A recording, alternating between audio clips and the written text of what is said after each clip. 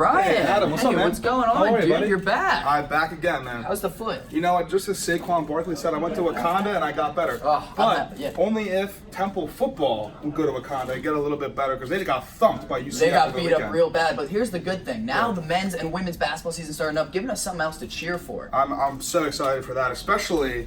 I'm sure somebody's going to be your new Miller's Killer this week. Yeah, what about you? You got any new Stein's lines for us? I've been prepping all week for Stein's lines. I've been doing pretty well. But dude, there's one problem though. Yeah. What's up with your costume, man? I'm Jimmy Neutron. I thought you were going to be Iron Man or something like that. I thought I would just collab and be all the No, man, we can't. Do you have anything on deck? Let me check my bag real let's quick figure to it out. see if I have anything. So, let's see, I got a charger that's not going to work. Yeah. This deodorant's not going to work either. I don't know. Maybe this would work? Yeah, that would work. This thing? Yeah, dude. I'm so excited for this show, Adam. Wait, Adam? Oh my God. The guy at the dollar store said this was just a prop. Oh, I gotta go find Adam. But first, let's take a timeout.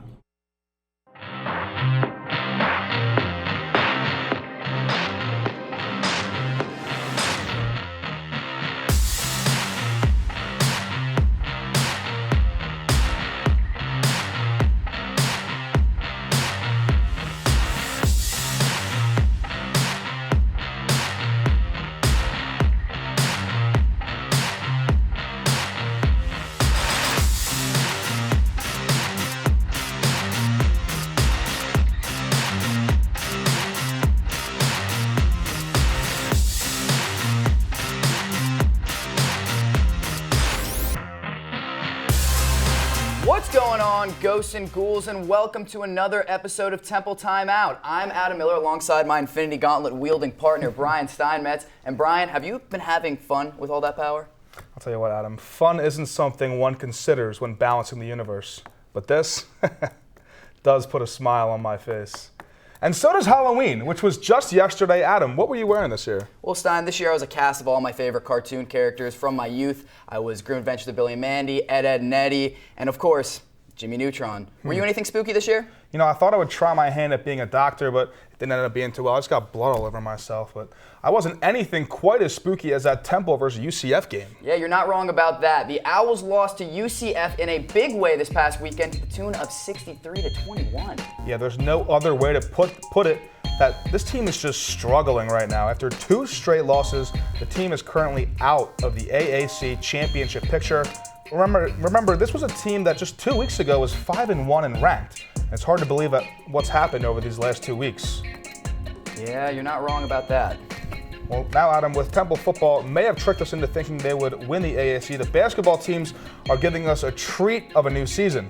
Both teams open up their seasons this Tuesday with the women's team playing Fairfield and the men's team playing Drexel. Now, Brian, we have our predictions about how these 2 seasons are going to go, but it's always good to get another prediction. So we're going to bring on Carl Tienabeso from Temple Update. Carl, how you doing? What's up, guys? Thank you for having me back on Temple Update. Back on Temple Timeout. But last year, the men's basketball team lost in the NCAA tournament. But this year, with new head coach McKee, I think with more experience, if they're able to go back there, they'll be able to push through the first round and shock some people. As far as the women's, they won 11 games last year. I think with more veteran players coming back, more experience in the conference, they'll be able to shock some people this year. Now, Adam, I know you have some pretty bold predictions yourself as how the women's team will go. Yeah, well, the women's team first, they lost one of their number 1 scorers, Aaliyah Butts. It was a huge loss, and now they rely on Mia Davis and only Mia Davis because they're young. They have a bunch of underclassmen. They're undersized as well, especially in the front court. And it's going to be tough for them to be a competitive team this year. It could happen, though. Like I said, you have Mia Davis, Cheryl Miller Ward watch list. But for the men's side, anyways, I like the men's team a lot. I think this team's got a lot of experience. I think they've got some good pieces added with Josh Pierre-Louis, Jacob Forrester, and the whole other cast of guys they already have there, including Quentin Rose and Napier Louis. I think this team's getting underrated big time with only getting ranked 7th in the preseason poll. Watch out for this team. Hey, you mentioned underrated. Don't forget about the presence that Aaron McKee brings to the team. Now, this is a guy who's driven and has game under his belt, and he's really a guy that I think the team will look up to and that they'll, form a strong bond around. And this is a tightly knit group with lots of experience that I genuinely think could make a deep conference run together. But as always, Carl, thank you so much for coming on the show. We always appreciate you having on. Thank you, guys. Yeah, now speaking of Coach McKee, I caught up with him last week, and I asked him about what we can expect from him as a head coach this year. Starting his playing career for the college, there aren't many people as qualified to be the next Temple men's basketball coach than Aaron McKee. But if you told him a year earlier what the future held, his answer would be pretty simple. No way. No way. Coming after Owls coaching legends Fran Dunphy and John Chaney brings added pressure to the job, and McKee is well aware of the expectations of him. I know I'm going to be judged on wins and losses and be compared to those guys as coaches, but if I can model myself after those guys as men, then I'm winning. But enough talking about the past. This is a new era. This is McKee's moment. And he feels like, as a former player from the program, he's the perfect fit to be the next head coach.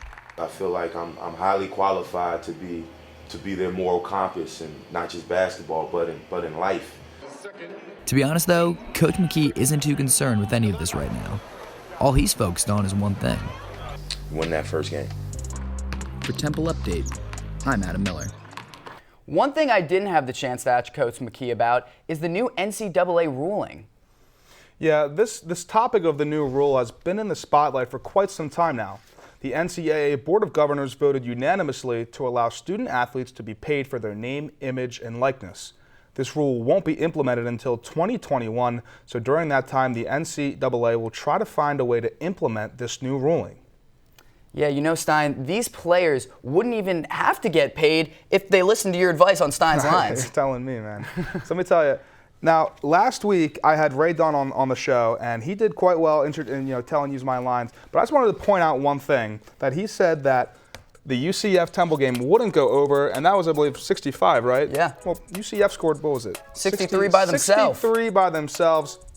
So that was pretty much, a lock for me. Yeah. So as for this week, Houston at UCF, and they are minus 21.5, and I'm taking UCF in that. And once again, I'm going to go over-unders here. I'm just going to go all the way down the board. Overs, take them all. Life's too short to bet the under. You'll see why. And Tulsa at Tulane this weekend, minus 10.5 Tulane is. I'm riding with the Green Wave again. They got knocked around a couple weeks ago. I think they're going to get back on track this week. Number 17, Cincinnati, minus 24 at ECU. Cincinnati, I think they'll take care of it on the road. And this one is a shock to me. Number 15, SMU at 24, Memphis. And SMU is plus 6, and that baffles my mind. So I'm definitely hammering that plus 6 for SMU. And as always, please bet responsibly when you bet with Stein. Now, Stein, before we go and get our pillowcases so we can go out trick-or-treating, let's find out who this week's Miller's Killer is. And it might surprise you. It's the entire men's soccer team. Hey, this team has been scary good. Get it? After starting the season off 3-6-1, the Owls have now won 4 straight games and have clinched an AAC playoff spot. Now, if you're not impressed yet, during the stretch, the Owls have been putting their opponents in a coffin, allowing just 1 goal per game during the stretch, and the team has just 2 games left on the season before the playoffs. Brian, we need to hurry this thing up, or we're going to miss out on all the king-size candy bars. Don't worry, Adam, because we are all out of timeouts for this episode of Temple Timeout. Yeah, be sure to follow us on TU_SportsDesk and at Temple Update. That's all for us here in the studio. For Adam Miller, Carl Tienabeso, and everyone behind the scenes here at Temple Timeout, I am Brian Steinmetz. Happy Halloween, everybody. We'll see you next time.